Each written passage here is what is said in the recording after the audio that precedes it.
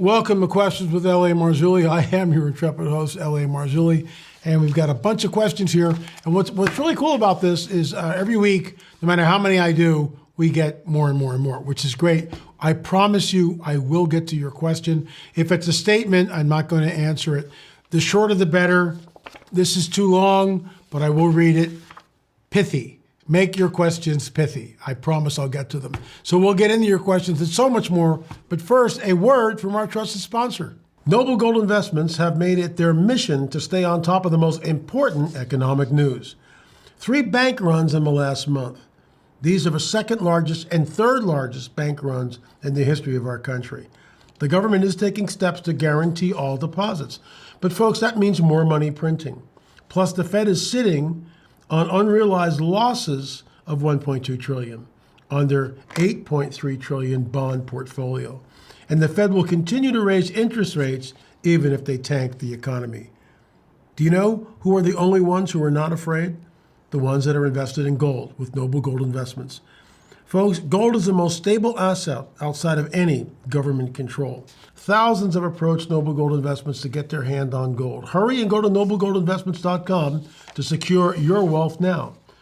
Plus, you can bag a free 5-ounce America the Beautiful coin with each gold or silver IRA if you qualify.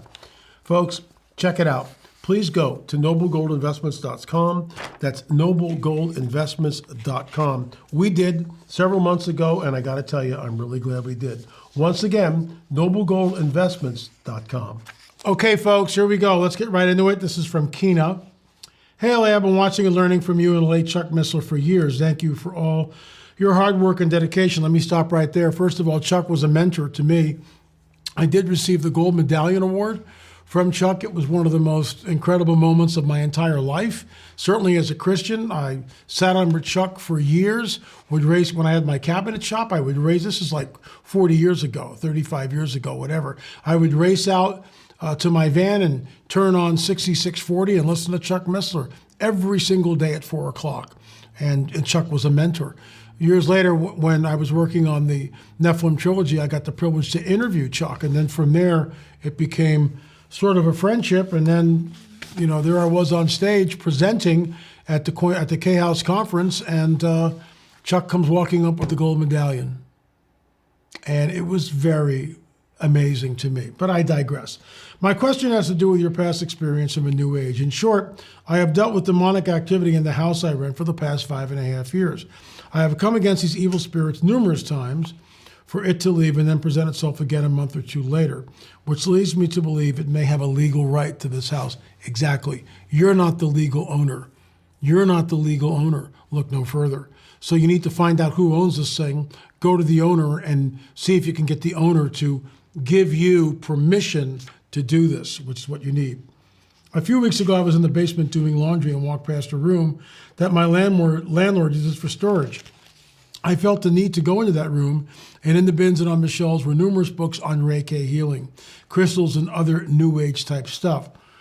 She is a retired massage therapist. I knew in my spirit that this is what I was dealing with, New Age spirits that were there on invitation by the homeowner. Because I cannot remove the material, I do not own the home, I stood in the room and rebuked the unclean spirits in the name of Jesus, then bound them to that room in the name of Jesus. Good for you.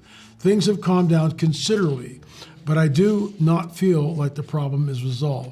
My question is, do you know if there is a specific spirit connected to Reiki in the New Age that I can name, a strongman, so to speak? Not really, not really. I would, again, I would go in there, I would take some oil, some olive oil, and anoint the threshold of the room, make a cross over that storage area, and forbid the entities like you just did they're not allowed to go above. They're bound there. They're bound there in the name of Jesus. That's what you do. You just hold the fort there. And that's the trouble when you rent someplace like this. You never know who's been there before. As a believer, you have authority over these entities, but you don't have legal right because you don't own the property. I get it. That sounds like legalism. Well, it is, and the enemy operates through legalism. Moving right along. 18.5 year cycle, lunar cycle spike from Grace. Thanks so much for writing in. Dear LA, I follow you on YouTube and Twitter. Well, thank you so much, Grace. I appreciate it. And I appreciate all the info you bring us. Thank you, brother. I am praying for you and yours. Well, we need it, and thank you for your prayers. I came across the video. It mentions the 18-and-a-half-year lunar cycle. Could you please watch it and maybe comment? Could this be related to the mounds? Also, serpentine mounds and glyphs have been found in St. Louis, another 40 miles west of one. This is all from Dutch Sense, who has been finding some of these things and going from there. So the bottom line is I did not watch the video, but I will tell you this. The 18-and-a-half-year lunar cycle is embedded in many ancient megalithic sites all over the world. Stonehenge, England, Karnak, France, just to name a few. Sacsayhuaman, Ollantaytambo. In Peru, you'll see that the 18-and-a-half-year Metonic cycle or lunar cycle is embedded in places like America, Stonehenge, Cahokia. The question is, if you don't know it, and I've used this analogy before, so as an Italian American, let's say I stand up and say, the Italians invented the airplane, really. And you're discriminating against us because we really did invent the airplane. Well, we know that that's completely bogus because the Wright brothers invented the airplane. Were there Italian aviators messing around with it? Yeah, they were. But the Wright brothers were the first people on the planet in their history of the world, as far as we know, to actually get a plane and let that thing fly, Kitty Hawk. They're the first. So as an Italian American, I can say, well, you're discriminating against me. There were Italian aviators. We were building a plane, blah, blah, blah, blah, blah. So we actually invented this. That's a lie. That's a lie. So what is the truth? If Native Americans did not know about the 18-and-a-half-year lunar cycle, then they did not know about it. When you look at the complexity of the Octagon Mound in Newark, Ohio, and I realized, that's a racist statement. It's not a racist statement. Just like it's not a racist statement for me to say the Italians did not create the airplane. They didn't do it. It doesn't mean they're less human beings or inferior or anything else. It just means that they didn't invent the airplane. If Native Americans did not know about the 18-and-a-half-year Metonic cycle, that doesn't make them inferior. It doesn't make them any less of human beings than you and I are. We're all together here. But they didn't know about it. And if they didn't know about it, then they didn't know about it. And if they didn't know about it, then they didn't construct the Octagon Mound. That's what's at stake here. What is the truth? What is the truth? So, I get it. It's controversial, but the Octagon Mound in 2025, I believe, the lunar standstill happens. So that moon comes down like this and sits right in front of the octagon, where you're standing back here looking through the octagon, through the channel to the circle. That moon comes down like this and just sits there. It's the lunar standstill. I hope to be there. So if Native Americans knew about it, why didn't they write this down? Why is it not in the oral tradition? You tell me. I hope that answers your question. Why is Satan not bound with the 200 angels from Mount Hermon? Mount Hermon. Dear LA, does the name Lucifer have to do with lucid? No, it doesn't. Well, you can make a case that the old Latin and everything else, this is why when you get the Vatican's chanting in Latin and they say, Lucius or Lucifer, they're not talking about the dragon. They're not talking about Satan. They're talking about light, because it's in Latin. So let's go there. Has he escaped the jail sentences in that sly, lucid way from the eternal imprisonment of the 200 angels who taught man to sin on Mount Hermon? So the enemy is still free. We know this from the book of Revelation. He's not bound. He's not cast. He's not bound in chains in the pit, in the bottomless pit for 1,000 years. And then he's released for a short time. Then he's released. But he is bound. He is bound, and he is put in the pit, and he is chained. Read the book of Revelation. So the 200 watcher angels are watcher angels and not the head guy. And there's perhaps millions of watcher angels, or millions of those angels, of those angelic messengers that were at one time angelic and now are completely taken over by the dragon and his kingdom. They make up his kingdom. A third of the hosts, we have no idea what that number is. Could it be in the millions? More than likely it is. Hope that answers your question. Hey, LA, thanks for everything you are doing. Always exciting. Thank you. Appreciate that. You recently showed how a second line goes from America's Stonehenge to Grave Creek Mound. Yes. Once again, thank you for Dennis Stone. And on to the Serpent Mound. Seems like further on that, it would naturally go to some other ancient sites. Look, we're working on this. We are working on this. We hope to get this book out maybe this year. We'll see what happens on America Stonehenge, because people need to get this in their fingertips and understand that, in my opinion, this is the greatest archaeological discovery of the 21st century. There's no doubt about it, because it shows the connectivity of these ancient megalithic sites, all going back to America's Stonehenge. That's not a coincidence. This is from Jim. Thank you, Jim, for writing. Hello, LA. I'm a longtime listener and subscriber. Mike, thank you, sir. I appreciate that. Thank you very much. My question to you is regarding the demonic fallen angels and the Nephilim. I believe that you said that demons were the disembodied spirits of the Nephilim, which were the product of interbreeding between the daughters of men and the sons of God. That's exactly what they are. The Nephilim are the progeny of the fallen angels, women of earth, boom, mingling of the sea, creating a hybrid entity known as the Nephilim. Now, I know that Tim Alberino and I disagree on this. Tim says that he believes demons were the spirits of the fallen angels. I do not believe that. I believe demons are the disembodied spirits of the Nephilim. That's what they are. Demons and fallen angels, in my opinion, are two completely distinct groupings of entities. Fallen angels do not need anything to manifest. Demons do, which is why a demon has to manifest a human being, a dog, an object, or whatever. Hope that answers your question. This is from Maggie. Greetings and God's blessing on you and yours, LA. Thank you, Maggie. I appreciate the kind words. I'm sure you've seen it, but I have to share with you anyway, because it's such a well-done documentary and pretty much lays a proof positive claim that the Roswell UFO incident was true. Plus other information. I've always been on the fence as to the authenticity of Roswell. But you have several retired military telling you what exactly happened. I just cannot doubt it anymore. As I said, you've probably seen it already, but I just had to make sure. So it's really not a question. She just basically says, enjoy it. I believe that Roswell 100% was real. No doubt about that. I think there was a film a number of years ago by a bunch of well-meaning Christian folk, and we're not going to disparage them on this show here because that's not what we do. But I do disagree with their film. I will give you a hint. One of our upcoming films, we will be talking in depth about the Roswell incident. I think you'll find it interesting. However, in our UFO book, which is, do I have it here? Do I? Yes, I do. Right here. There is a chapter I sit down with Dr. Jesse Marcel Jr., and I ask him a series of questions, which is really interesting, in my opinion. And I mean, it's just unbelievable.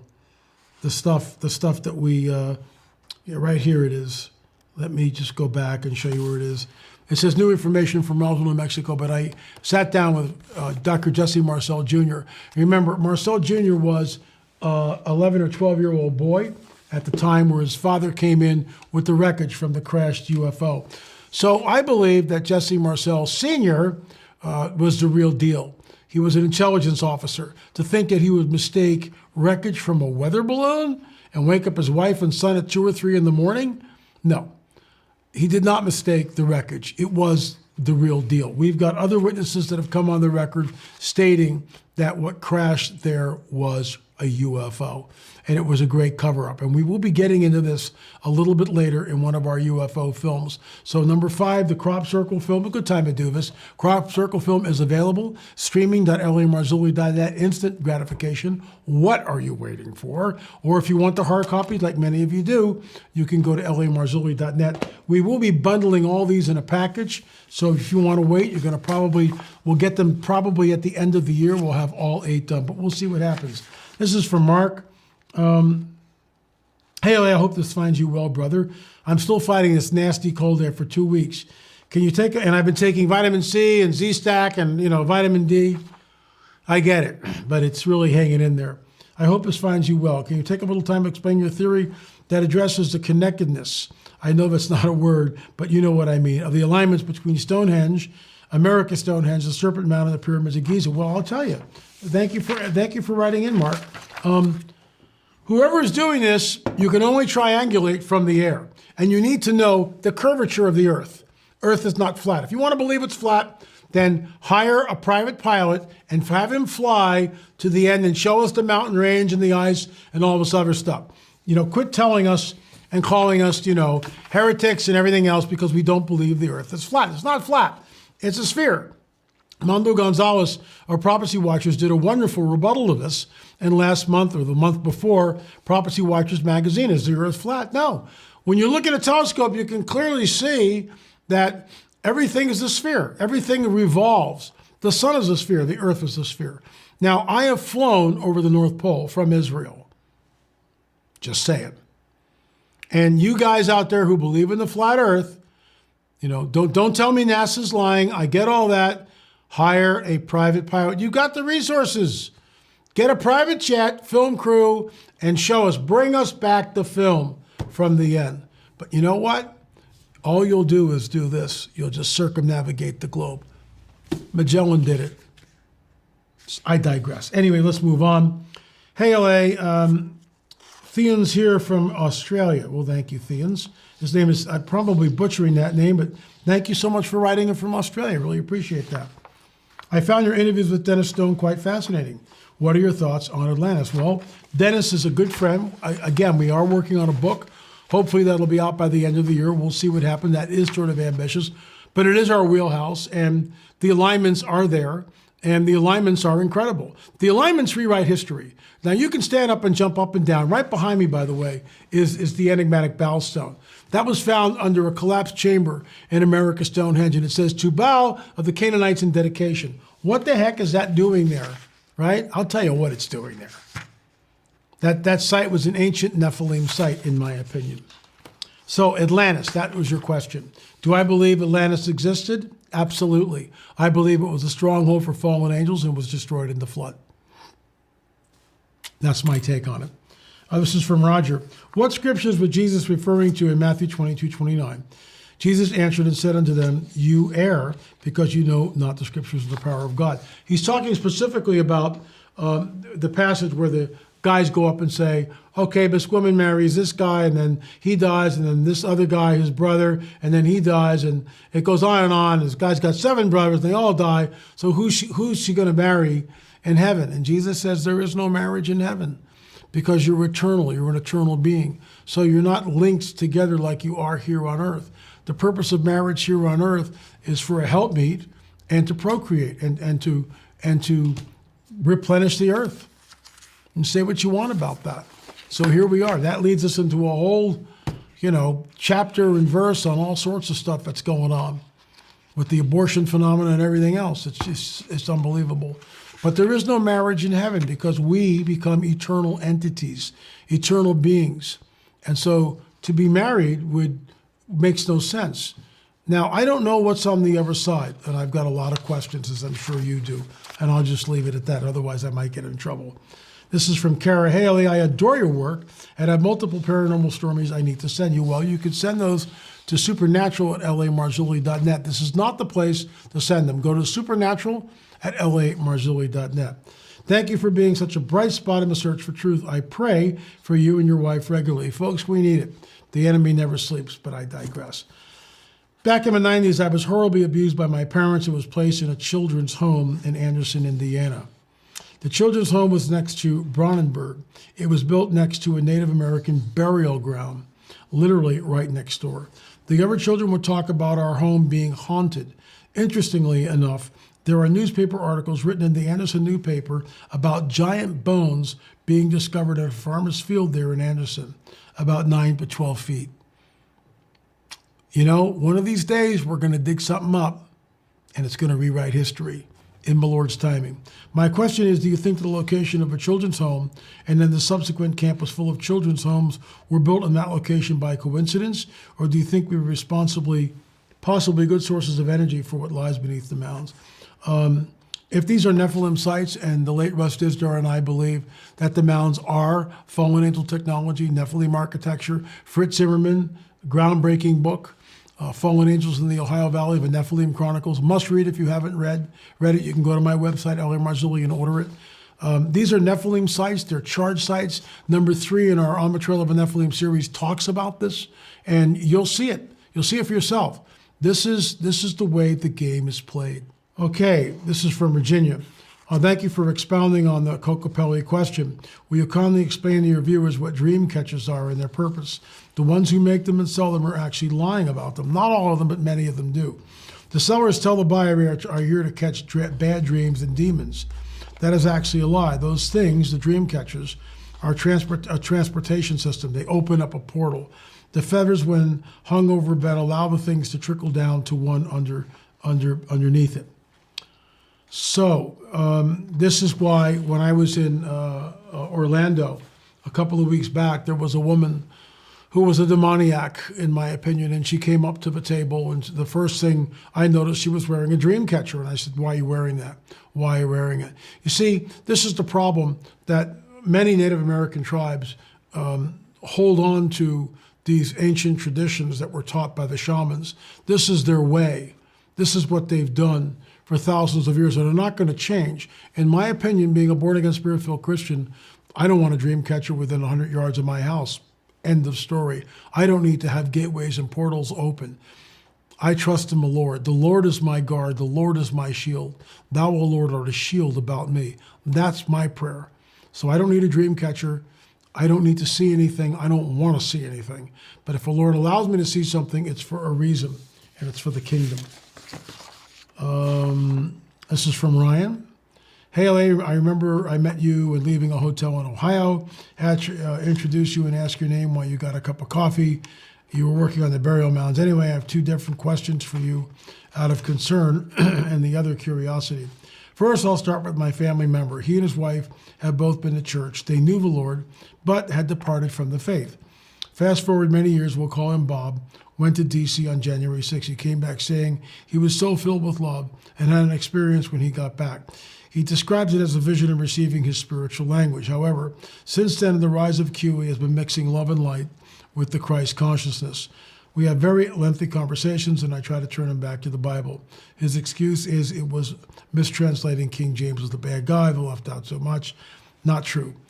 He wants to acknowledge Christ, but not Christ alone. He wants to mix all of these other things. I suppose my question is, can the devil do these kinds of things? You remember that Jesus talks about the seed that goes out. Some is on hard ground, and it doesn't really, it sprouts, but immediately dies. Some is in thorns, and immediately the cares of the world, choke it out. Other seed, the enemy comes and just begins to whisper, and that person turns away.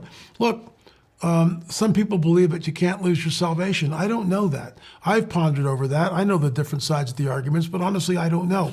I do know this, that we can be deceived. This man is deceived. He needs your prayers. And you don't mingle these things. You don't mingle the Christ consciousness with what the Word says. And if you don't believe the King James, then read 20 other translations, okay? Just go and read 20 other translations if you don't want to read King James only. That's fine. That's what I do. Read them. You also find that the NIV does leave out some words, but the King James doesn't. Isn't that interesting? But I digress. Anyway, folks, last one. Many thanks, Pam. This is from Pam, I should say. Hi, LA. Really fascinated with your info on lost civilizations. I live in Northern Ireland and wonder if you have any thoughts on World Heritage Site, the Giant's Causeway. Yeah, I've seen pictures of it. I haven't been there. It is on the bucket list. And I will say this. When you look at the stones, is it like the Bimini Road? Is it like the megalithic structures that we see at Sacsayhuaman or Ollantaytambo? Other places? Sardinia? I think there's a relation. The megalithic is here for a period of time, and then it all goes away. Anyway, folks, if you've got a question, shoot me an email at questions@lamarzulli.net, questions@lamarzulli.net, and we will get to them. Don't forget, I will be in Israel coming up. We've only got about 10 spots left. I'm keeping it down to 1 bus to keep it intimate.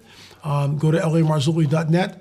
Number 5 is available. Crop Circles, you can check that out. And of course, all of our films and our UFO film series. There are now 5, count them, 5 in the series. We will get the other 3 out before the end of the year. That is my marching order from the Lord, to get all 8 done and get them out. And we're going to try to get that done. If you've got a question, shoot me an email, questions@lamarzulli.net. Thanks so much for watching. Remember to hit the subscribe button. I will be back tomorrow with another episode of Supernatural Confrontations. See you then.